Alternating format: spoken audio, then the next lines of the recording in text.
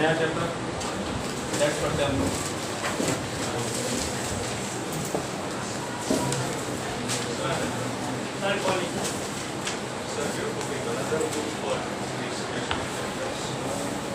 Another book.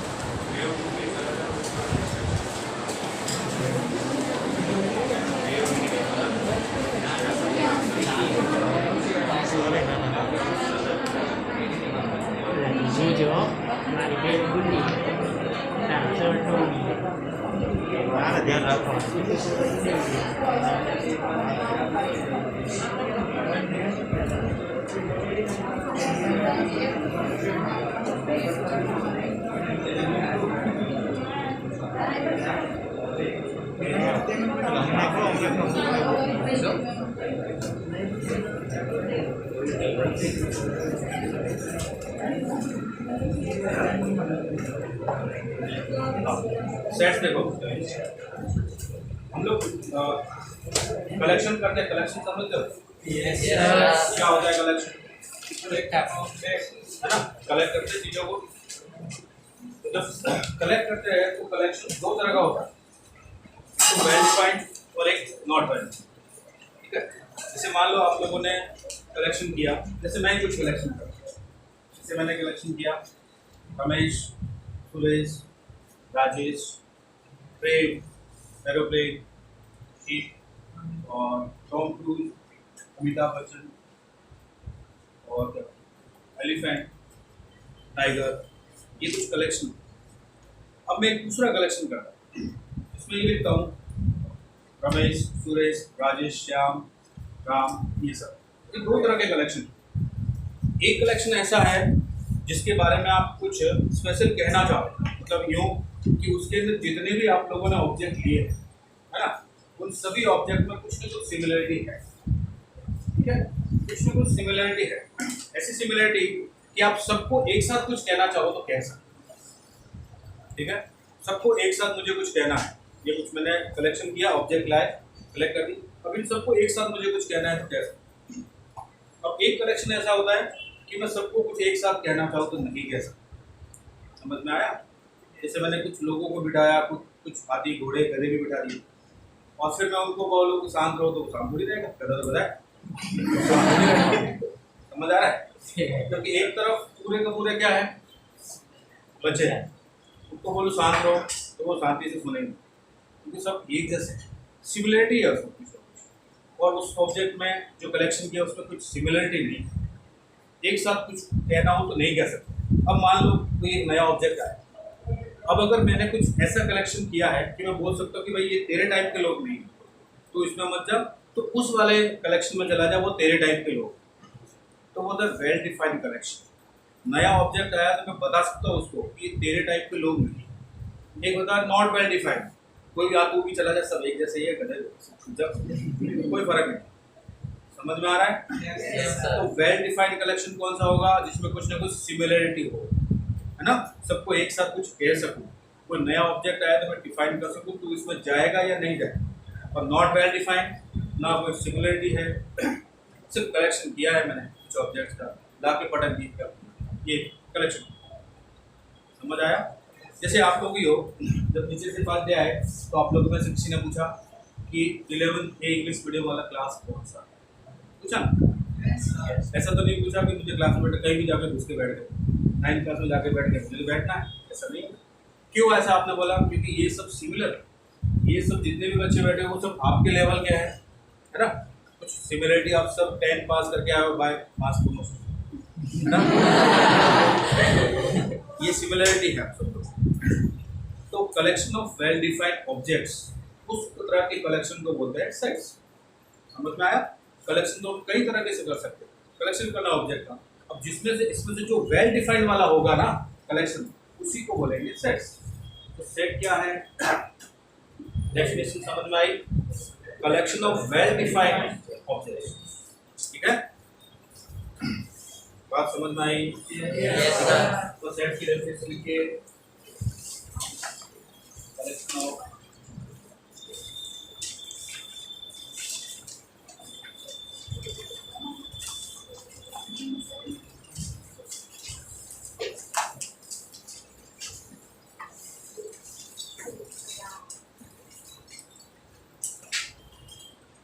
Well defined options. ठीक है, अब वेल डिफाइंड के अंदर ये चीज भी आपको ध्यान रखना है कि पर्सन टू पर्सन वो चीजें वेरी नहीं करनी चाहिए। ठीक है, जैसे किसी ने बोला कि कुछ नंबर है, काउंटिंग नंबर बोलते हो ना, बता चुका आपको fundamental counting number 1 2 3 4 up to infinity, इन सबको मिला के एक कलेक्शन बनाया, उसका नाम रख दिया नेचुरल नंबर, ये सेट का नाम है। ठीक है, मैंने बताया था कि उस टाइम अभी सेट नहीं बोलूंगा, आगे जाके बोलूंगा 1 2 3 अप टू इंफिनिटी, ये एक सेट, इसके अंदर सब एक जैसे लोग, काउंटिंग नंबर हम जो काउंट करते हैं वो, समझ आ रहा है। अब मान लो मैं बोलूँ कि -2 इस सेट के अंदर जाएगा, आप बोलोगे नहीं जाएगा, है ना, क्यों, आपको पता है ये किस तरह का सेट है, इसमें किस तरह के लोग बैठे हो, है ना, तो बाकी लोगों को आप अलाउ नहीं करोगे। अब वेल डिफाइंड का मतलब ये बिल्कुल भी नहीं है कि पर्सन टू पर्सन चीजें वेरी करें। जैसे मैंने बोला कि 7 नेचुरल नंबर है, तो आपके क्लास में जितने बैठे हो सबके लिए नेचुरल नंबर।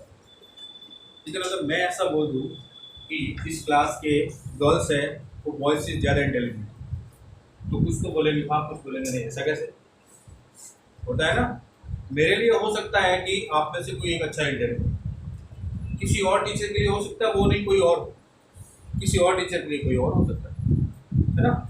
हो सकता है कि इस क्लास की गर्ल्स है वो बॉयज से ज़्यादा इंटेलिजेंट, जरूरी थोड़ी दूसरी क्लास की हो, समझ आ रहा है। पर्सन टू पर्सन चीज़ें वेरी करती जाए। जैसे मैं बोलूँ कि best actor in the Bollywood, तो जैसे मैंने बोल दिया ऋतिक रोशन या जो भी, अब आप में से किसी ने नहीं सर सलमान खान अच्छा, बोले नहीं आमिर खान अच्छा, अमिताभ बच्चन, सबके लिए अलग अलग है।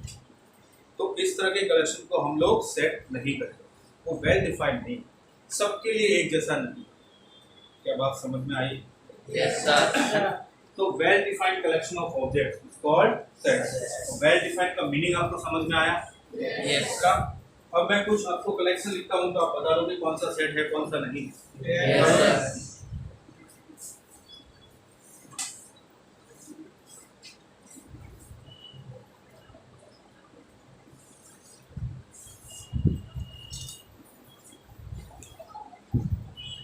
The collection of honest person in India.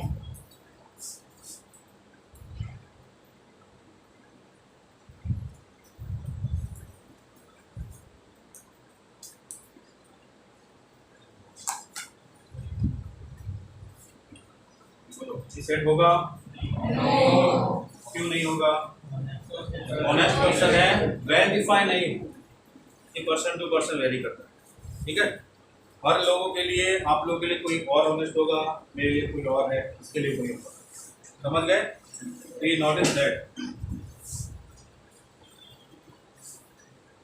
चलो ये क्यों नहीं है वो मैं आपको बता रहा हूँ। Concept of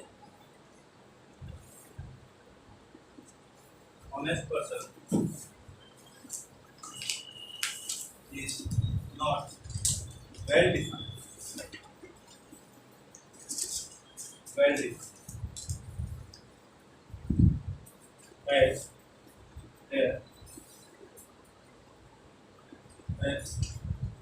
there is no such rule for deciding,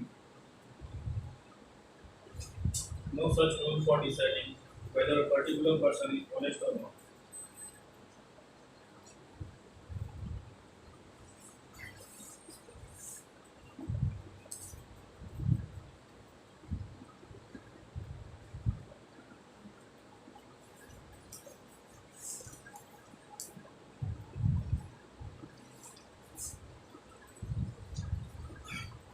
ठीक है, अगर कोई कलेक्शन वेल डिफाइंड नहीं है तो आप उसको कैसे लिखोगे? इस वे में आपको बताना है कि वो वेल डिफाइंड नहीं है, इसलिए सेट नहीं। समझ गए? चलिए एक और, the collection of all prime numbers between 40 and 50, collection of all prime number between 14 and 50 sets होगा? Yes. Next, the collection of all factors of 24 which are less than 20. Yes. Collection of all factors of 24. देखो The collection of all factors of 24. Collection of all factors of 24 which are less than 20. 20.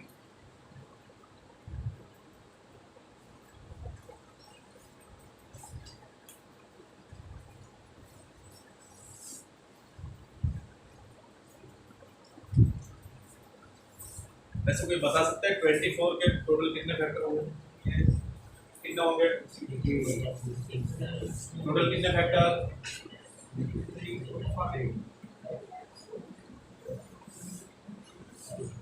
Total number of factors या total factors 5 का और 7 very good 7 होंगे। कौन से? 1 2 3 4 6 8 12 और 20। ठीक है, ये फैक्टर्स होंगे। ये set next the collection of all the reverse in India.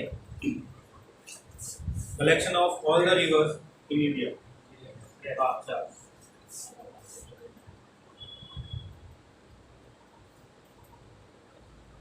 In India क्या होगा? सेट होगा। तो कोई सा भी कलेक्शन अगर आपके सामने आ जाए तो आप बता सकते हो वो सेट है या नहीं है? बता दोगे ना? अब ये जो सेट के अंदर ऑब्जेक्ट होते हैं ना, जो सेट आपने लिखा इसके अंदर जो ऑब्जेक्ट होते हैं उनको बोलते हैं एलिमेंट। सेट के अंदर जो आपने ऑब्जेक्ट का कलेक्शन किया उनको बोलते हैं एलिमेंट ऑफ सेट। ये होता है एलिमेंट ऑफ सेट। क्लियर? और आपको सेट के अंदर जब भी आप लिखते हो एलिमेंट्स, नेक्स्ट करो कि ये एक सेट है ए,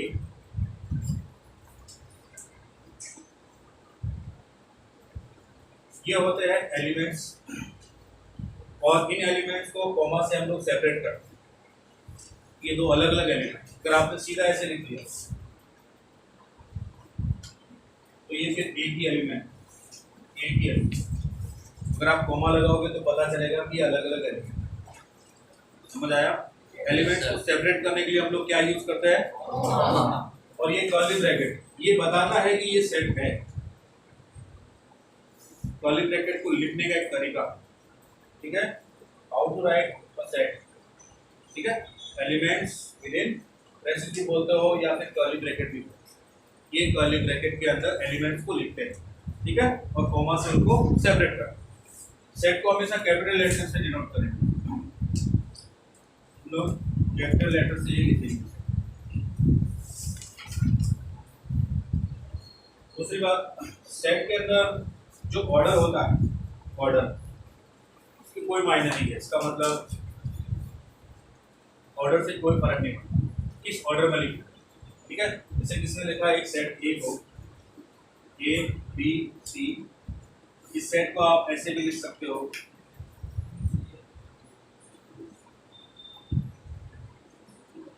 किसी भी वे में लिख सकते हो, कोई भी एलिमेंट कहीं भी लिख सकते हो, उससे कोई फर्क नहीं पड़ता ऑर्डर से। समझ आया?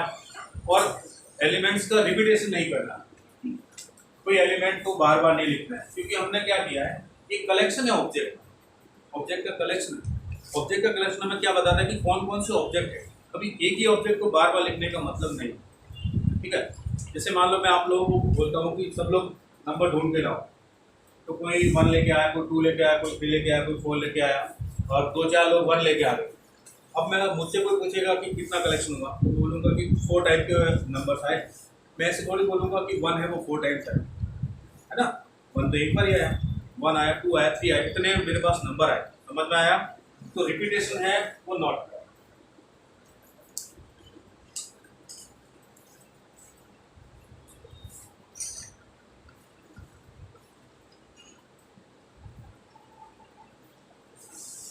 एलिमेंट्स एक से ज़्यादा है तो आपको एक बार ही लिखना है।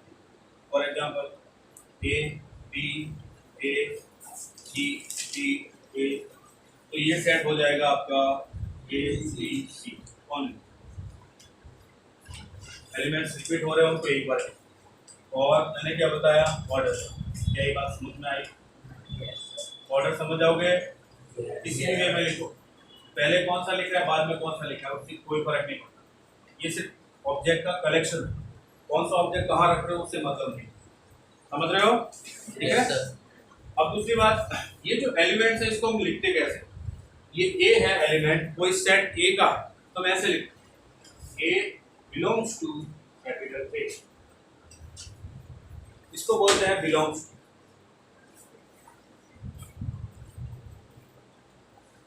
ये जो एप्सिलॉन है ना, उसको बोलते हैं बिलोंग्स टू। अगर ये एलिमेंट ए है, small A, capital A set का है, तो ए बिलोंग्स टू ए। अगर नहीं है, जैसे मान लो इसमें एफ है, वो सेट ए का एलिमेंट्स नहीं, तो F does not belongs to A. इसका मतलब है डज नॉट बिलोंग्स,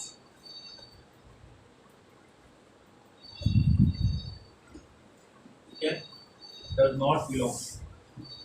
तो अगर आपके पास कोई एलिमेंट आ गया और आपको ये बताना है उस सेट का है या नहीं, बता सकते हो आप लोग?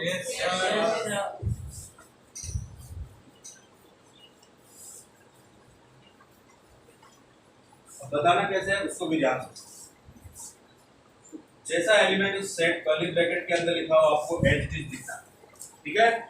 फॉर एग्जांपल जैसे ये लिखा हुआ है 1 2 3 4 5, ये एक सेट, तो आप लिखोगे 1 belongs to A because of 1 is element of A and 5 belongs to A, 7 does not belong to A।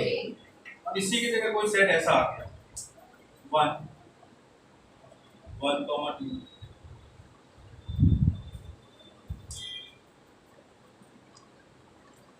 अब अगर आपसे पूछा जाए कि 1 बिलोंग्स टू बी है, यस, अब आपसे बोला जाए 2 बिलोंग्स टू बी है, no, is not element of 2। 3 belongs to B है, no। अगर आपसे पूछा जाए 2, 3 belongs to A है, वेरी गुड। जो इसके अंदर एलिमेंट लिखा हुआ है, कर्ली कॉमा से सेपरेट किए हुए है, एज इट इज लिखा हुआ है, वही आपका एलिमेंट है, ठीक है। 4 होगा belongs to A and 5 belongs to B। क्या ये बात समझ आई? Yes, sir. किसी को डाउट? आपको अपनी तरफ से कर्ली ब्रैकेट नहीं लगाना, जैसे लगा हुआ है एच। क्लियर? समझ गए? अब मुझे बताओ, एक सेट सी है जो मैंने ऐसे लिखा, अब मैं बोलता हूँ 2 बिलोंग्स टू 3, क्या ये सही है? 2 belongs to C and 3 belongs to C, नहीं होगा? 2, 3 belongs to yes। क्या ये बात समझ में आई? Yes। एलिमेंट और नॉट एलिमेंट, ठीक है। अब मैं कुछ क्वेश्चन लिखता हूँ, फटाफट बताना है एलिमेंट होगा या नहीं।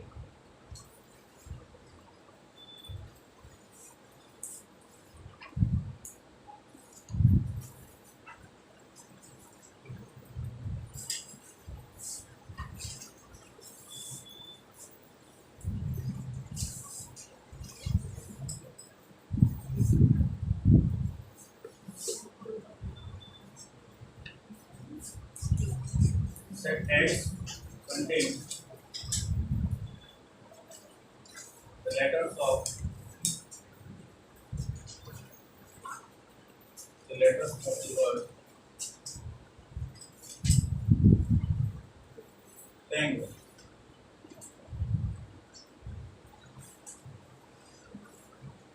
Which of the following is true?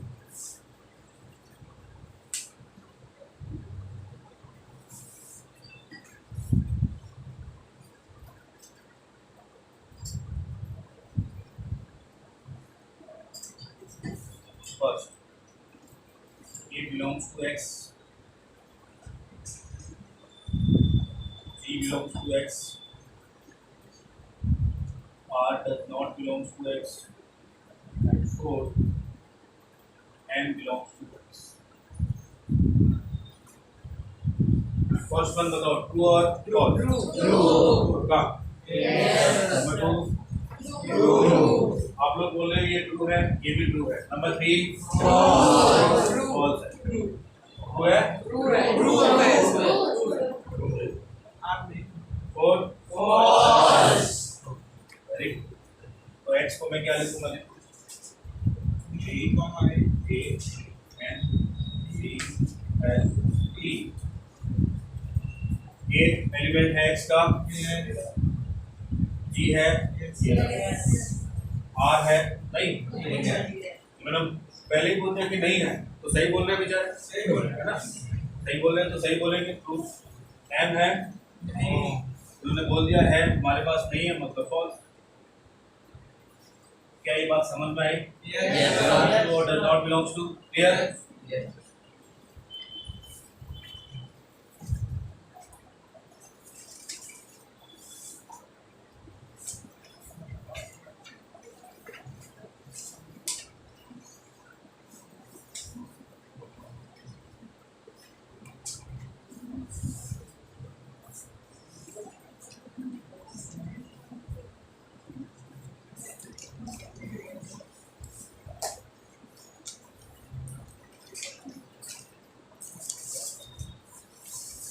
ये अब करूँ? Yes, sir.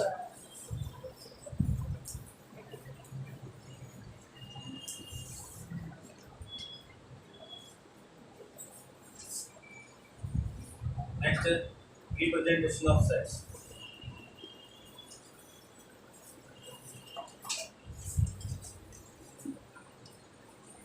First, roster method.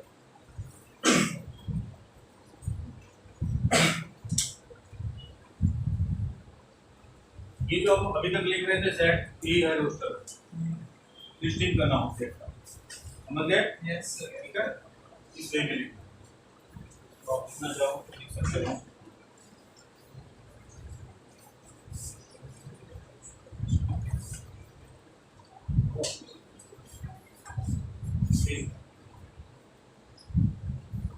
roster form, in roster form all